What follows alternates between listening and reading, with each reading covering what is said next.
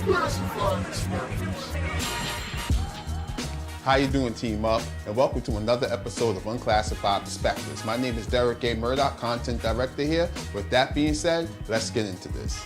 Now, I know I said I wasn't going to talk too much about the orange savage that we have in the Oval Office right about now with his feet kicked up on the desk. And even though this is pertaining towards that world, I want to focus more in on this particular problem that I see growing.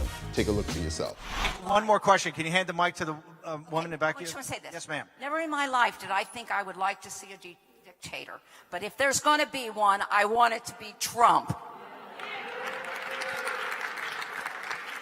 So on your back, you got George Soros, Hillary Clinton, Obama, and the Ayatollah? As negative, not positive. Right. You can see Michael the Archangel casting the demon into the abyss, and then you have below them the enemies of the United States and its Constitution. We're good. So in Eastern Europe, we don't have any wall. No walls. Borders were secured, sealed. Not even little mouse could get through. Let me go. Okay? You can go for it. So the problem is not are we going to have a wall or not, is how are we going to enforce. So one of the elements of borders in Eastern Europe were landmines. Okay. The other one was the willing to shoot and kill. What are you going to do? Yep, you saw that right. You have one lady talking about leaving landmines at the border wall for defense and not even thinking about the fact that we're taking money away from all these things that we need to build something that we don't need and it's going to be completely ineffective. Then you have this other guy over here with tattoos on his body of things that he really hates, which I completely just don't understand. But I guess that represents exactly how down he is for the cause. But I digress. And then you have the one that was first, which is the real madness to me, because she said, literally, she never thought she'd be in favor of a dictatorship, but if she did, it would be Orange Savage.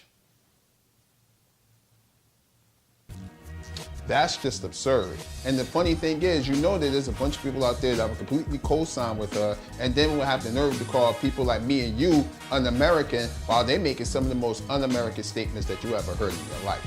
Now, I know some people might watch this and be like, hey, why he's trying to fearmonger? I'm really not. You gotta remember, Trump supporters are only 35% of the country, and the fraction that I'm talking about is only 10%. But if you watch mainstream media, you would think it was a lot more balanced because every time they present opposing sides, they're more worried about trying to make it look like a WWE match and who's going to land their finishing move first before they tell you the truth, because it's all about the ratings these days.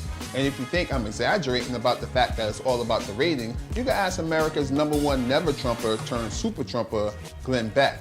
He said he would never put that hat on, but he sure enough did when his ratings started to go down and he wanted to make that cash money. You can see where it clearly was.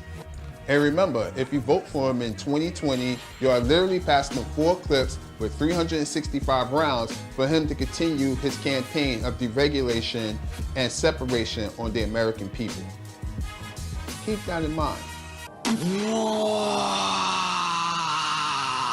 Hey people, hope you don't mind my references too much. I just finished watching Boys in the Hood before I decided to film this. That's my story and I'm sticking to it, okay? With that being said, I hope you stay up with us and I'm off this. Later.